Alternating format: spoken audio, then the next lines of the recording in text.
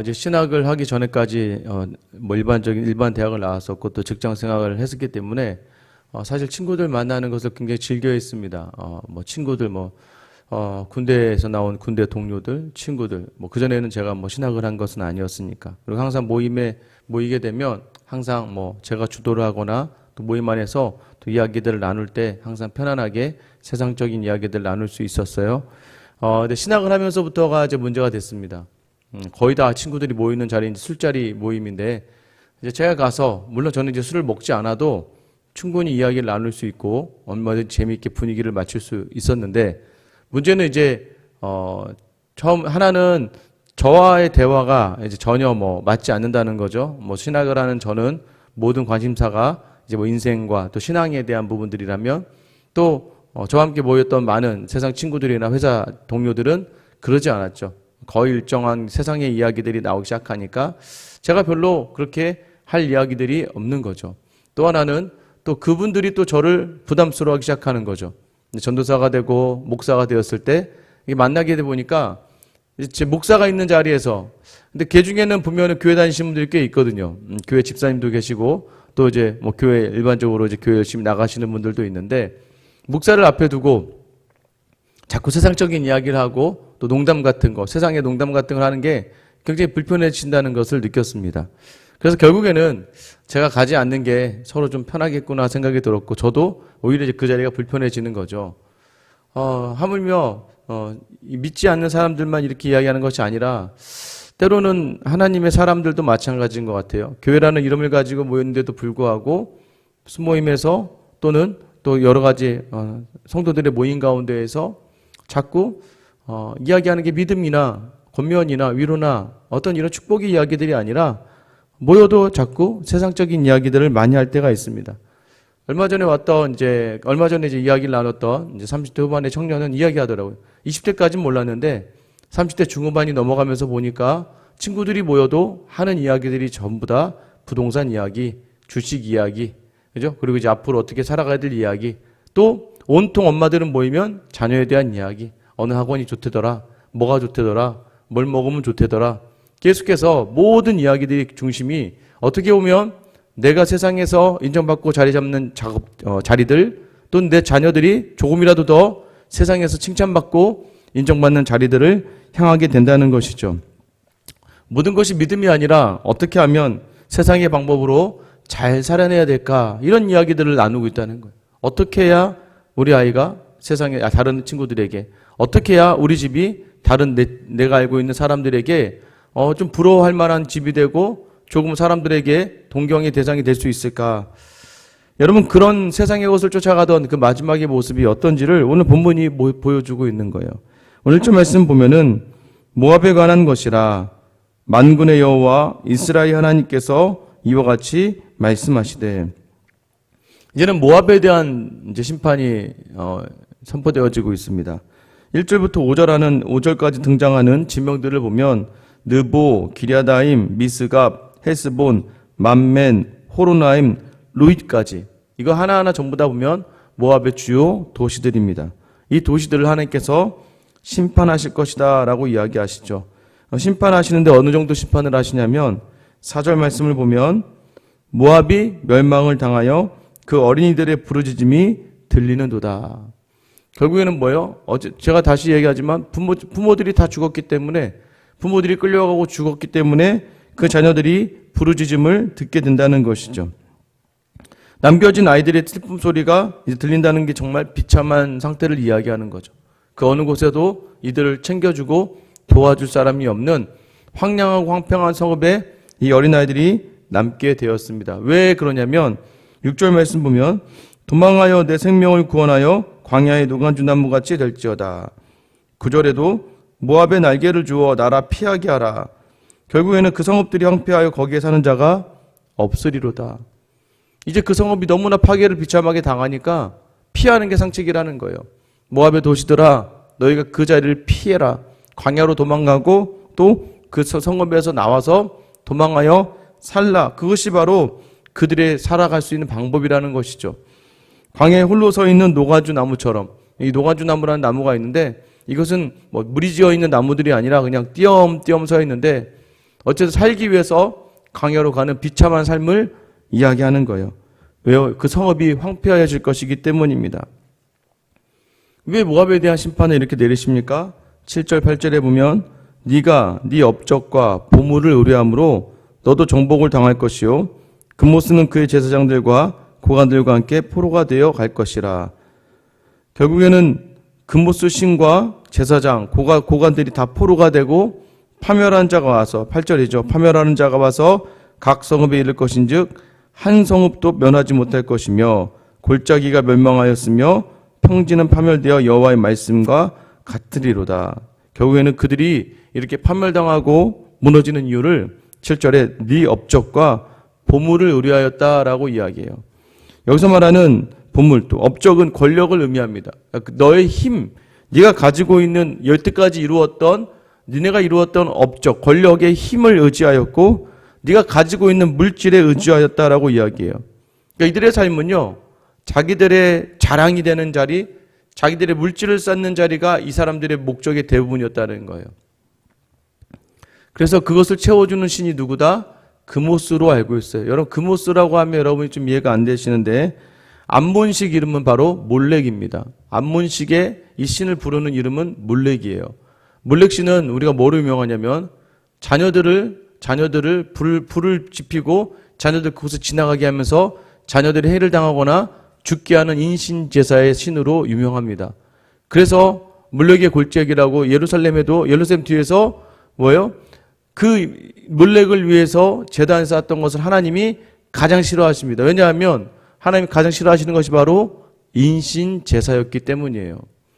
그런데 이 모압과 암몬에는 그 금오스, 몰렉이라고 하는 신을 섬겼습니다.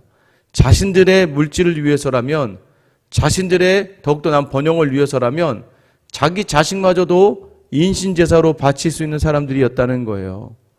여러분, 우리의 모습과 다를까요? 자세히 보시면 돼요. 자녀를 위한다고 이야기하지만 사실은 나를 위하는 것이라는 것을 놓치지 말아야 됩니다. 세상을 위한다고, 세상에서 내 자녀가 어떻게 살아야 돼? 너가 이렇게 하면 세상에 살지 못해. 너 이렇게 강해져야 돼. 너 이렇게 힘을 가져야 되라고 우리가 이야기하는 그 핵심은 뭐예요? 그 아이를 위해서라고 이야기하지만 사실은 그게 아니라는 거예요.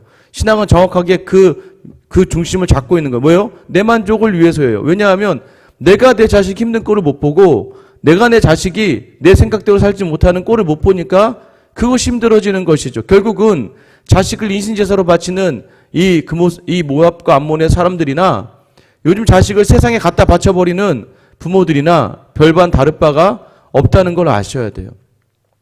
그 끝에서 뭐가 있습니까? 믿음은 없고 점점 믿음의 자리는 쇠하여지고 가장 중요한 게 뭐예요? 믿음이 있다고 하면서도 불구하고 결정적인 순간에 보면 믿음을 다 내려놓는 경우가 많아요. 아무리 이전에도 제가 섬겼지만 물론 그게 쉽지는 않다는 걸 알고 있습니다만은 계속해서 가장 우리가 신경 써야 될 부분이 뭐예요? 자녀들의 믿음의 자리예요. 자녀들이 어떻게든 하나님 앞에 갈 수 있게끔 우리는 도구로 쓰임받는 부모이지 청직이라고 이야기하지 않습니까? 그런데도 불구하고 세상에 자식을 자랑 삼고 싶은 거예요. 자식을 보며 내 만족을 얻고 싶은 거예요. 자녀들 보면서 내 생각처럼 가는 것이 여러분의 인생은 다 실패하셨습니까? 여러분의 부모님 뜻대로 정말 살아오신 거 맞아요? 아니잖아요. 여러분은 여러분의 부모님 뜻대로 살지 않았음에도 불구하고 우리가 비록 삶이 힘들고 어렵지만 우리의 삶에 대해서 우리가 어느 정도 만족이 있고 자랑이 있지 않습니까?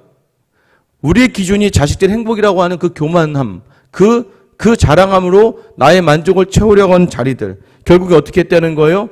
부모들은 다 도망가고 죽고 없고 아이들만 땅에 남아서 부르짖게 되었다라는 것을 이야기하는 거예요.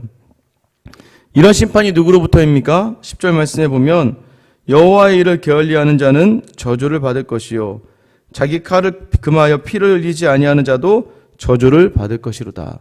이것은 무엇입니까?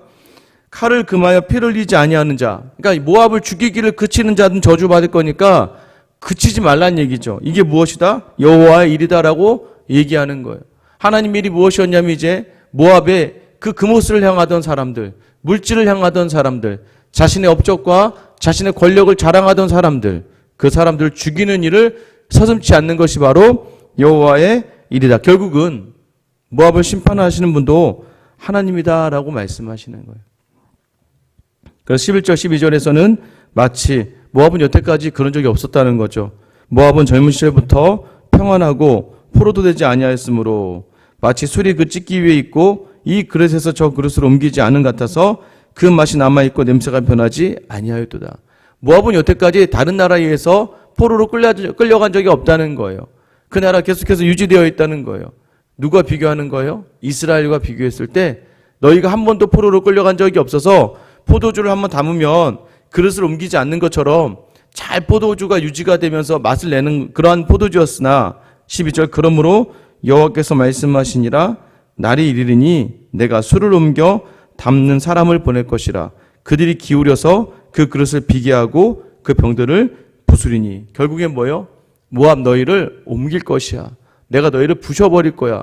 그 파멸하는 자를 보내기로 하나님께서 작정하셨다는 거예요. 그 결과 그들의 자리는 13절이죠. 이스라엘의 집이 베델을 의뢰함으로 수치를 당한 것 같이 모압이 그못으로 말미암아 수치를 당하리로다. 여러분 이스라엘의 멸망을 딱 이야기합니다. 이스라엘 왜 멸망했느냐? 베델을 의지했다. 베델이 무엇입니까? 베델은요 여로보암이 세웠던 그 베델에 있었던 금송아지, 베델과 단에 금송아지를 만들어 놓고 북이스라엘 사람들이 유다로 넘어가지 못하도록. 왜요? 유다로 넘어가서 예루살렘으로 1년에 3번 제사를 지내러 가야 되는데 자꾸 예루살렘으로 가면 자기의 왕권이 흔들리니까 북이스라엘과 솔로몬의 남유다, 여로보암의 남유다로 나눠졌을 때 자꾸 북이스라엘 사람들이 제사를 지내러 예루살렘으로 가야 되니까 이 여로보암이 어떻게 합니까? 이 베델과 단에 금송아지를 만들어 놓고 이것이 하나님이니까 여기서 예배해도 된다. 결국은 뭐예요? 우상을, 하나님을 가장한 우상을 세웠던 북이스라엘의 멸망의 이유가 바로 베델을 의지하였다라고 이야기하는 거예요. 똑같은 거예요. 하나님 외에 다른 신을 의지하였던 이 모압의 그모스 신을 의지하였던 모압의 백성들에게도 동일하게 수치를 내릴 거다라고 말씀하시는 거예요. 여러분 우리도 얼마나 그럽니까? 하나님으로 이야기는 하지만 은혜로 이야기는 하지만 얼마나 많은 자리에서 우리의 입과 우리의 생각이 세상을 이야기하는지 아셔야 돼요. 교회에서도 마찬가지입니다.